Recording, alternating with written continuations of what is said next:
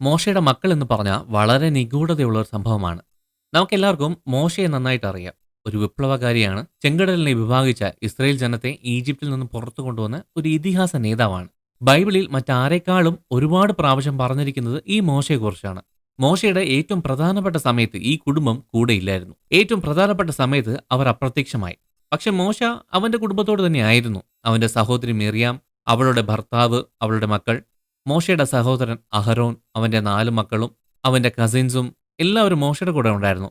എന്നാൽ മോശയുടെ മക്കളും ഭാര്യയും എവിടെ പോയി? ഈ ഇതിഹാസ നേതാവിന്റെ മക്കളായ ഗർഷോമിനും ഏലിയാസറിനും എന്തുപറ്റി? അഹരോന്റെ മക്കളെപ്പോലെ എന്തുകൊണ്ടാണ് അവർ പ്രധാനപ്പെട്ട സ്ഥാനത്തേക്ക് ഉയരാത്തത്? മോശയുടെ മക്കൾ മൊത്തത്തിൽ അപ്രത്യക്ഷമായോ? അതോ അവരെക്കുറിച്ച് എവിടെയെങ്കിലും പറഞ്ഞിട്ടുണ്ടോ?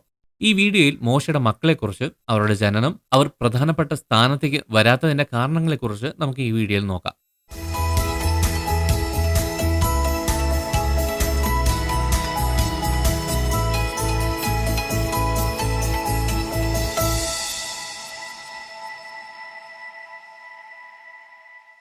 ഈ വിഷയം അധികം ആരും സംസാരിക്കാത്തതുകൊണ്ട് പലർക്കും ഈ വിഷയം ഒരു ചോദ്യമായിട്ട് തന്നെ ഇരിക്കുക. നമ്മുടെ കയ്യിലുള്ള പരിമിതമായ വിവരങ്ങൾ വെച്ച് നമുക്ക് ഈ രഹസ്യങ്ങൾ ചുരുളഴിക്കാം. ബൈബിൾ പറയുന്നതനുസരിച്ച് മോശയെ അവന്റെ കുടുംബാംഗങ്ങൾ പലപ്പോഴും സഹായിക്കുന്നത് നമുക്ക് കാണാം. അവന്റെ സഹോദരൻ അഹറോൻ ഫറവോന്റെയും ജനങ്ങളുടെയും മുമ്പാകെ മോശയുടെ നാവായി മോശയ്ക്ക് പകരക്കാരനായി സംസാരിച്ചു. ഒരു ഈജിപ്ഷ്യനെ കൊന്നതിന് ശേഷം മോശ ഈജിപ്തിൽ നിന്ന് രക്ഷപ്പെടുന്നതോടെയാണ് സംഭവം ആരംഭിക്കുന്നത്. അവൻ മിദ്യാനിലേക്ക് ഓടിപ്പോയി. അവിടെ ഒരു കിണറിന്റെ അടുത്ത് ഇരിക്കുന്ന സമയത്ത് ഇത്രോവിന്റെ മകളായ സിപ്പോറയെ അവിടെ വെച്ച് കണ്ടു. അവർ തങ്ങളുടെ ഇഷ്ടമായി. അവർ കല്യാണം കഴിച്ചു. അവർക്ക് 2 ആൺമക്കളുണ്ടായിരുന്നു. ആദ്യത്തേത് ഗർഷോം, രണ്ടാമത്തവൻ ഏലിയസർ. മോശയുടെ അമ്മായപ്പന്റെ ആടുകളെ മേയിച്ചുകൊണ്ടിരുന്ന സമയത്ത് മരുഭൂമിയിൽ കത്തിക്കൊണ്ടിരുന്ന മുൾപടർപ്പിനെ മോശ കണ്ടു. ഇതൊരു ദൈവിക സംഭവമാണെന്ന് അദ്ദേഹത്തിന് മനസ്സിലായി. പിന്നീട് മോശ തന്റെ ദൗത്യം സ്വീകരിച്ച് ഭാര്യയോടും 2 ആൺമക്കളോടും കൂടെ ഈജിപ്തിലേക്ക് യാത്ര പുറപ്പെട്ടു. അവരുടെ യാത്രക്കിടയിൽ അവരൊരു സ്ഥലത്ത് വിശ്രമിക്കുന്ന സമയത്ത് ദൈവം മോശയ്ക്ക് പ്രത്യക്ഷപ്പെട്ടു. ഗർഷോമിനെ പരിശോധന ചെയ്യാത്തതുകൊണ്ട് മോശയുടെ ജീവനെടുക്കുമെന്ന് ദൈവം ഭയപ്പെടുത്തി. തന്റെ ഭർത്താവായ മോശയെ സംരക്ഷിക്കാൻ തന്റെ മകന് പരിശോധന ചെയ്യണമെന്ന് സിപ്പോറയുടെ മനസ്സിൽ തോന്നി. അങ്ങനെ അവൾ ചെയ്തു. മോശയുടെ ജീവൻ രക്ഷപ്പെട്ടു. ഈ സംഭവത്തിന് ശേഷം സിപ്പോറയും മക്കളും പെട്ടെന്ന് അപ്രത്യക്ഷരായി. ഈജിപ്തിൽ നിന്ന് യാത്ര തുടങ്ങി ഹോറേബിൽ എത്തിയ ശേഷമാണ് പിന്നെയും പ്രത്യക്ഷപ്പെടുന്നത്. മോശയുടെ കുടുംബത്തെക്കുറിച്ചുള്ള വളരെ ചെറിയ വിവരണം ഒരുപാട് ചോദ്യങ്ങൾ ഉയർത്തുന്നുണ്ട്. ഗർഷോമിനെയും ഏലിയാസറിനെയും കുറിച്ച് ബൈബിൾ വളരെ കുറച്ച് വിവരങ്ങൾ മാത്രം പറയുന്നത് എന്തുകൊണ്ടാണ്?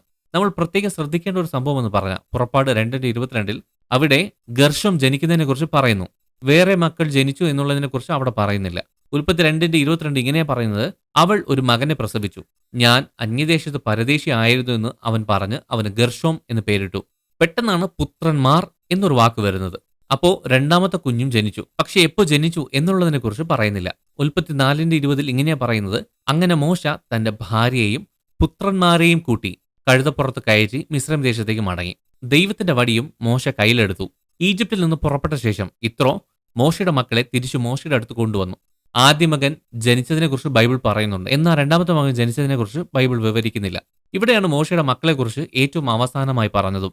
ഇതിനുശേഷം മോശയുടെ മക്കളെക്കുറിച്ച് ബൈബിൾ പറയുന്നില്ല. അപ്പോൾ സത്യത്തിൽ ബൈബിൾ മോശയുടെ കുടുംബത്തെ അവഗണിക്കുന്നുണ്ടോ?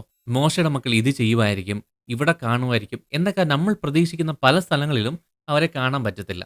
അപ്പൊ എന്തുകൊണ്ടാണ് ഗർഷോമും ഏലിയാസറും ഒരു സ്ഥലത്ത് പോലും കാണാതെ മാഞ്ഞുപോയത്? മോശ മിദ്യാനിൽ നിന്ന് യാത്ര തുടങ്ങിയ സമയത്ത് മോശയുടെ കൂടെ ഉണ്ടായിരുന്നിട്ടും പിന്നത്തേതിൽ ഗർഷോമും ഏലിയാസറും ഒന്നിലും പ്രത്യക്ഷപ്പെടുന്നില്ല. എന്തുകൊണ്ട്?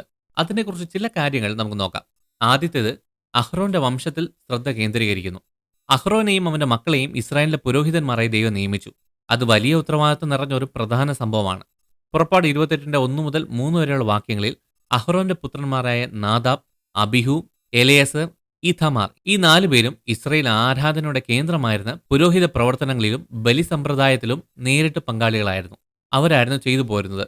ഇങ്ങനെയുള്ള അഹ്റോന്റെ കുടുംബത്തെക്കുറിച്ച് മാത്രം പറയുന്നത് കൊണ്ട് ഒരുപക്ഷെ വേറെ ആത്മീയ കാര്യങ്ങളിൽ വേറെ ആശയക്കുഴപ്പം വരാതിരിക്കാൻ മോശയുടെ മക്കളെ മനഃപൂർവ്വം പരിമിതപ്പെടുത്തിയതായിരിക്കാൻ സാധ്യതയുണ്ട് എന്ന് പറയുന്നു.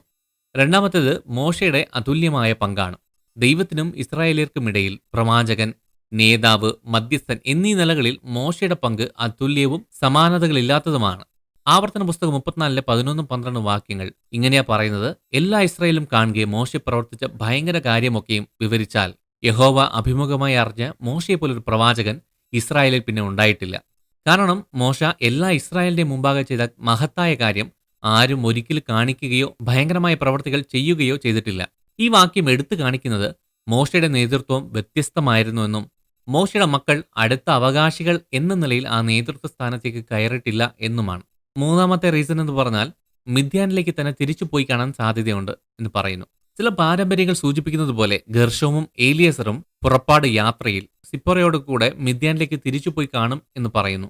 പുറപ്പാട് 18 1 മുതൽ 6 വരെയുള്ള വാക്യങ്ങളിൽ അമ്മായപ്പനായ യിത്രോ സീനായ് പർവ്വതത്തിൽ മോശയെ കാണാൻ സിപ്പോറയെയും 2 മക്കളെയും കൂട്ടിക്കൊണ്ടുവന്നു എന്നതിനെക്കുറിച്ച് പറയുന്നുണ്ട്. ഈജിപ്തിലെ അസാധാരണമായ സംഭവങ്ങളിലും മരുഭൂമിയിലെ പ്രകൃത്യാതീതമായ സംഭവങ്ങളിലും മോശയുടെ കുടുംബം കൂടെ ഉണ്ടായിരുന്നില്ല എന്ന് ഈ ഭാഗം സൂചിപ്പിക്കുന്നുണ്ട്. ഇവിടെ ഈ കണ്ടുമുട്ടൽ സാധ്യമായ വേർപിരിയലിനെ സൂചിപ്പിക്കുന്നു. അതുകൊണ്ടായിരിക്കാം വളരെ പരിമിതപ്പെട്ട ഭാഗം മാത്രം മോശയുടെ മക്കളെക്കുറിച്ച് എഴുതിയിരിക്കുന്നത് എന്ന് പറയുന്നു. ഗർഷോമും ഏലിയസറും പുറപ്പാട് സംഭവങ്ങളിൽ പ്രാധാന്യം അർഹിക്കുന്നില്ലെങ്കിലും 1 ദിനവൃത്താന്തം 23-14 മുതൽ 17 വരെയുള്ള വാക്യങ്ങളിൽ അവരുടെ പിൻഗാമികൾ ഇസ്രായേലിൽ തുടർന്ന് വസിച്ചതായി ഒരു വംശാവലി അവിടെ പറയുന്നുണ്ട്. ദൈവപുരുഷനായ മോശയുടെ പുത്രന്മാർ ലേവി ഗോത്രത്തിന്റെ ഭാഗമായി കണക്കാക്കപ്പെട്ടു. മോശയുടെ പുത്രന്മാർ ഗർഷോം, ഏലിയാസർ. ഗർഷോമിന്റെ പുത്രന്മാരിൽ ഷെബുവേൽ തലവനായിരുന്നു. ഏലിയാസറിന്റെ പുത്രന്മാരിൽ രഹബ്യാവ് തലവനായിരുന്നു. ഏലിയാസറിന് വേറെ പുത്രന്മാർ ഉണ്ടായിരുന്നില്ല, എങ്കിലും രഹബ്യാവിന് വളരെ പുത്രന്മാർ ഉണ്ടായിരുന്നു. ഗർഷമിനെയും ഏലിയാസറിനെയും ലേവി ഗോത്രത്തിലാണ് എണ്ണിയിരുന്നത്. കൂടാരവും പിന്നീട് ദൈവാലയം പരിപാലിക്കാൻ ദൈവം തെരഞ്ഞെടുത്ത ഗോത്രമായിരുന്നു ഈ ലേവി ഗോത്രം. അഹ്റോന്റെ സന്തതികളെല്ലാം പുരോഹിതന്മാരായി നിയമിക്കപ്പെട്ടപ്പോൾ ബാക്കി ലേവ്യർ വിശുദ്ധ മന്ദിരത്തിന്റെ അറ്റകുറ്റപ്പണികൾ, ആലയത്തിന്റെ കാവൽ, പുരോഹിതന്മാരെ സഹായിക്കൽ എന്നീ ജോലികളിലാണ് സഹായിച്ചിരുന്നത്. ഈ വ്യത്യാസം സംഖ്യാപുസ്തകം 3-5 മുതൽ 9 വരെയുള്ള വാക്യങ്ങളിൽ വിവരിക്കുന്നുണ്ട്. യഹോവ പിന്നെ മോശയോട് അരുളി ചെയ്തത്, നീ ലേവി ഗോത്രത്തെ അടുക്കൽ വരുത്തി പുരോഹിതനായ അഹ്റോന് ശുശ്രൂഷ ചെയ്യേണ്ടതിന് അവന്റെ മുമ്പാകെ നിർത്തുക. അവർ സമാഗമന കൂടാരത്തിന്റെ മുമ്പിൽ അവന്റെ കാര്യവും സർവ്വസഭയുടെ കാര്യവും നോക്കി തിരുനിവാസത്തിലെ വേല ചെയ്യണം. അവർ സമാഗമന കൂടാരത്തിനുള്ള ഉപകരണങ്ങളൊക്കെയും ഇസ്രായേൽ മക്കളുടെ കാര്യവും നോക്കി കൂടാരം സംബന്ധിച്ചുള്ള വേല ചെയ്യണം. ഗർഷോമിന്റെയും ഏലിയാസറിന്റെയും പിൻഗാമികൾ ഈ ലേവ്യ സേവനത്തിന്റെ ഭാഗമായിരുന്നെങ്കിലും അവരെന്തായിരുന്നു ചെയ്തിരുന്നത് എന്ന പ്രത്യേക വിശദാംശങ്ങൾ അവിടെ ഒന്നും വിവരിക്കുന്നില്ല. അവർ ചെയ്തിരുന്ന ജോലികൾ പൗരോഹിത്യ ചുമതലകൾ പോലെ നല്ല അറിയപ്പെടുന്ന രീതിയിലുള്ള ഉന്നതമായ ഒരു ജോലി അല്ലായിരുന്നു എന്ന് നമുക്ക് മനസ്സിലാക്കാം. 1 ദിനവൃത്താന്തം 23-16 വാക്യത്തിൽ ഗർഷോമിന്റെ വംശാവലി പ്രത്യേകമായി എടുത്തു പറയുന്നുണ്ട്. അവിടെ ശുബയേൽ അല്ലെങ്കിൽ ഷെബുവേൽ എന്ന് വിളിക്കപ്പെടുന്നു. അവനായിരുന്നു ഗർഷോമിന്റെ വംശാവലി ആദ്യത്തെ മകൻ. ശുബയേൽ പിന്നീട് 1 ദിനവൃത്താന്തം 24-20 വാക്യത്തിൽ പ്രത്യക്ഷപ്പെടുന്നു. അവിടെ അദ്ദേഹം ലേവ്യരുടെ നേതാക്കൾക്കിടയിൽ ശ്രദ്ധേയനായി മാറി. ശേഷം ലേവി പുത്രന്മാരോ അമ്രാമിന്റെ പുത്രന്മാരിൽ ശുബയേലിന്റെ പുത്രന്മാരിൽ യഹ്ദ്യാവ്. ലേവ്യർക്കിടയിലെ ശുബയേലിന് നേതൃത്വപരമായ പങ്ക് ഉണ്ടായിരുന്നുവെന്ന് സൂചിപ്പിക്കുന്നു. അഹ്റോന്റെ പുത്രന്മാരുടെ പൗരോഹിത്യത്തിന് തുല്യമായിരുന്നില്ല താനും. ഈ നേതൃത്വ സ്ഥാനം കാണിക്കുന്നത് ഗർഷോമിന്റെ സന്തതി വളരെ വിശ്വസ്തയോടെ ലേവി കുലത്തിൽ ആരാധിക്കുകയും ആരാധനയ്ക്ക് വേണ്ടി എല്ലാ ക്രമീകരണങ്ങളും നന്നായി ചെയ്യാൻ സഹായിച്ചു എന്നാണ്. 1 ദിനവൃത്താന്തം 23-17 വാക്യത്തിൽ എടുത്തു പറഞ്ഞിരിക്കുന്നത് പോലെ ഏലിയസറിനും ഒരുപാട് തലമുറകൾ ഉണ്ടായിരുന്നതായി പറയുന്നു. ഏലിയസറിന്റെ മകനായ രഹബ്യാവിന്റെ പുത്രന്മാർ വളരെയധികം ഉണ്ടായിരുന്നുവെന്ന് പ്രത്യേക പരാമർശം കാണിക്കുന്നത് ഏലിയസറിന്റെ വംശം ഗണ്യമായി വളരുകയും ലേവ്യരുടെ ഇടയിൽ ശ്രദ്ധേയമായ സാന്നിധ്യം ഉണ്ടായിരുന്നു എന്നാണ്. അവരുടെ എണ്ണം ഊന്നി പറയുന്നത് അവർക്ക് പ്രമുഖ പദവികളില്ലെങ്കിലും ഗോത്രത്തിൽ ഏറ്റവും നന്നായി തഴച്ചു വളർന്ന ഒരു കുടുംബമായിരുന്നു എന്നാണ്. രഹബ്യാവിന്റെ സന്തതികളുടെ പ്രാധാന്യം ദിനവൃത്താന്ത പുസ്തകം എടുത്തു പറയുന്ന രീതിയിൽ തന്നെ നമുക്ക് മനസ്സിലാക്കാം. കാലങ്ങൾ കഴിയുമ്പോൾ പല ഗോത്രങ്ങളും കുറഞ്ഞു വന്നപ്പോൾ ഏലിയസറിന്റെ കുടുംബം അനുഗ്രഹിക്കപ്പെട്ടു വളർന്നു വന്നു. ഉൽപ്പത്തി 22-17 വാക്യത്തിൽ ഞാൻ തീർച്ചയായും നിങ്ങളെ അനുഗ്രഹിക്കും, നിങ്ങളുടെ സന്തതികളെ വർദ്ധിപ്പിക്കുകയും ചെയ്യും എന്ന് ദൈവം വാഗ്ദത്തം പറഞ്ഞതുപോലെ തന്നെ വലിയ പൗരോഹിത്യ പദവി നേടിയില്ലെങ്കിലും ആകാശത്തിലെ നക്ഷത്രങ്ങളും കടൽ തീരത്തെ മണൽ പോലെയും സമൂഹത്തിന്റെ ആരാധനാക്രമങ്ങളുടെ സ്ഥിരതയ്ക്കും തുടർച്ചയ്ക്കും തങ്ങളാൽ കഴിയുന്ന രീതിയിൽ അവർ സഹായിച്ചു പോന്നു. 4ാമത്തെ കാരണമെന്ന് പറഞ്ഞാൽ മോശ ഭാര്യയെ തിരിച്ചയച്ചു എന്നതാണ്. അപ്പോൾ മോശയുടെ അമ്മയപ്പനായ യിത്രോ മോശയെ മടക്കി അയച്ചിരുന്ന ഭാര്യ സിപ്പോറയെയും അവളുടെ 2 പുത്രന്മാരെയും കൂട്ടിക്കൊണ്ട് പുറപ്പെട്ടു. പുറപ്പാട് 18-2 വാക്യം. അയച്ചിരുന്നു എന്ന വാക്കുകൾ ബൈബിൾ മുമ്പ് എവിടെയും ഉപയോഗിക്കുന്നില്ല. പക്ഷേ ചില ഘട്ടങ്ങളിൽ അത് മാറുന്നു. സിപ്പോറ തന്റെ പുത്രന്മാരുമായി മിദ്യാനിലേക്ക് മടങ്ങി മോശയിൽ നിന്ന് വേർപിരിഞ്ഞു എന്ന് പറയുന്നു. ബൈബിളിൽ അയച്ചു എന്ന വാക്ക് വിവാഹമോചനം എന്നാണ് അർത്ഥമാക്കുന്നത്. അത് ആവർത്തന പുസ്തകത്തിൽ നമുക്ക് കാണാം. ഒരു പുരുഷൻ ഒരു സ്ത്രീയെ തിരഞ്ഞെടുത്ത് വിവാഹം ചെയ്ത ശേഷം അവളിൽ ദൂഷ്യമായത് വല്ലത് കണ്ടിട്ട് അവന് അവളോട് അനിഷ്ടം തോന്നിയാൽ ഒരു ഉപേക്ഷണ പത്രം എഴുതി കയ്യിൽ കൊടുത്ത് അവളെ വീട്ടിൽ നിന്ന് അയക്കണം. അവന്റെ വീട്ടിൽ നിന്ന് പുറപ്പെട്ട ശേഷം അവൾ പോയി മറ്റൊരു പുരുഷന് ഭാര്യയായിരിക്കാം. എന്നാൽ 2ാമത്തെ ഭർത്താവ് അവളെ വെറുത്ത് ഒരു ഉപേക്ഷണ പത്രം എഴുതി കയ്യിൽ കൊടുത്ത് അവളെ വീട്ടിൽ നിന്ന് അയക്കുകയോ അവളെ ഭാര്യയായിട്ട് എടുത്ത 2ാമത്തെ ഭർത്താവ് മരിച്ചു പോവുകയോ ചെയ്താൽ അവളെ ഉപേക്ഷിച്ച മുമ്പിലത്തെ ഭർത്താവിന് അവൾ അശുദ്ധമായ ശേഷം അവളെ പിന്നെയും ഭാര്യയായി പരിഗ്രഹിച്ചുകൂടാ. അത് യഹോവയുടെ മുമ്പാകെ അറപ്പാകുന്നു. നിന്റെ ദൈവമായ യഹോവ നിനക്ക് അവകാശമായി തരുന്ന ദേശം നീ പാപം കൊണ്ട് മലിനമാക്കരുത്. ആവർത്തനം 24 1 മുതൽ 4 വരെയുള്ള വാക്യങ്ങൾ. ഏതോ ഒരു സമയത്ത് മോശ സിപ്പോറയിൽ നിന്ന് വേർപിരിഞ്ഞു.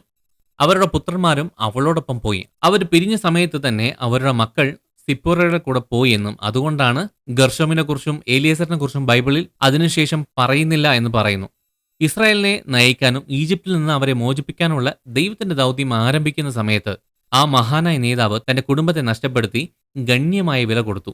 ദൈവം നമ്മുടെ ജീവിതത്തെ വിലയിരുത്തുന്നത് നമ്മുടെ വിശ്വസ്തതയെ അടിസ്ഥാനമാക്കിയുള്ളതാണെന്ന് ഈ സംഭവം നമ്മെ പഠിപ്പിക്കുന്നു, അല്ലാതെ പ്രശസ്തിയെ അടിസ്ഥാനമാക്കിയല്ല. പല ആൾക്കാരും നമ്മളെ ആരും ശ്രദ്ധിക്കുന്നില്ലല്ലോ എന്നുള്ളൊരു ചിന്ത കൊണ്ട് ബുദ്ധിമുട്ടുന്നുണ്ട്, പ്രത്യേകിച്ചും ആരും അറിയാത്ത പിന്നാമ്പറ ജോലികൾ ചെയ്യുമ്പോൾ. ഗർഷോമിന്റെയും ഏലിയാസറിന്റെയും ജീവിതം ദൈവം നമുക്കായി നൽകിയിട്ടുള്ള ശുശ്രൂഷകളിൽ തന്നെ ലക്ഷ്യം കണ്ടെത്താൻ നമ്മെ പ്രോത്സാഹിപ്പിക്കുന്നു. ഓരോ ജോലിയും എത്ര ചെറുതാണെങ്കിലും ശരി, അത് പ്രാധാന്യം അർഹിക്കുന്നുണ്ട്. അവരുടെ ദൃഷ്ടിയിൽ മോശയുടെ പുത്രന്മാർ വ്യാപകമായ അംഗീകാരമില്ലാതെ അവിടെ സേവിച്ചതുപോലെ നാമും ആരും പെട്ടെന്ന് ശ്രദ്ധിക്കാത്ത അല്ലെങ്കിൽ മറ്റുള്ളവർക്ക് വലിയ പ്രാധാന്യമില്ലാത്ത വഴികളിൽ സേവിക്കാൻ വിളിക്കപ്പെട്ടു എന്ന് വന്നേക്കാം. ദൈവത്തിന്റെ മഹത്തായ പദ്ധതിയിൽ ശ്രദ്ധിക്കുമ്പോൾ നാം ചെയ്യുന്ന ജോലി ചെറുതാണെന്ന് തോന്നുമ്പോഴും അതിൽ സമൃദ്ധി കണ്ടെത്താൻ നമ്മളെ സഹായിക്കും. പദവിയും ആൾക്കാർ കാണുന്ന രീതിയിലുള്ള എന്തെങ്കിലും സ്ഥാനവും അല്ലെങ്കിൽ ലോകപരമായി ഇങ്ങനെ ചെയ്യണമെന്ന് നമ്മുടെ ആഗ്രഹത്തെക്കാൾ ദൈവവിളിയോടുള്ള അനുസരണത്തിന് മുൻഗണന നൽകാൻ ഗർഷോമിന്റെയും ഏലിയാസറിന്റെയും ജീവിതം നമ്മെ വെല്ലുവിളിക്കുന്നു. അവരുടെ ജീവിതം നമ്മെ ഓർമ്മപ്പെടുത്തുന്നത് ദൈവത്തിന്റെ പദ്ധതി ചെയ്യാൻ നമ്മെ തന്നെ പൂർണ്ണമായി സമർപ്പിക്കുന്ന സമയത്ത് നമ്മളിലേക്ക് ആ നിറവ് വരും എന്നതാണ്. മോശയുടെ പുത്രന്മാർ എങ്ങനെ അപ്രത്യക്ഷമായി? അവർ വല്ലം പ്രധാനപ്പെട്ടവരാണോ എന്ന് ചോദിച്ചാൽ അവരുടെ ജീവിതം തിരുവെഴുത്തുകളുടെ താളുകളിൽ ഒളിപ്പിക്കപ്പെട്ടതുപോലെ തോന്നിയേക്കാമെങ്കിലും ദൈവത്തിന്റെ ഉദ്ദേശങ്ങൾ എപ്പോഴും കാണപ്പെടുന്ന രീതിയിൽ മാത്രമല്ല എന്നതിന്റെ ഓർമ്മപ്പെടുത്തലായി അത് പ്രവർത്തിക്കുന്നു.